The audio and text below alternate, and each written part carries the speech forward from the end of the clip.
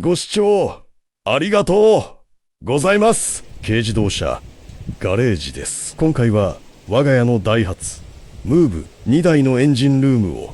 養生なしでピンポイント丸洗いしていきます。洗浄する車両 L175S3 気筒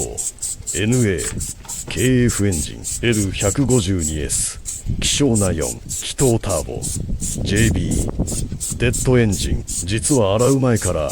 かなり綺麗な2台なのですが、余計な電装系などには水をかけず、汚れている部分だけを的確に狙い撃ちしてピカピカにしていきます。3気筒と4気筒、それぞれの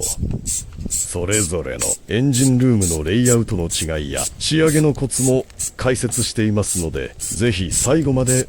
ご覧ください。チャンネル登録者数100人を目指して楽しいガレージライフをお届けしています。もしこの動画が少しでも参考になったり面白いと思ってくださったら、ぜひ高評価とチャンネル登録で応援していただけると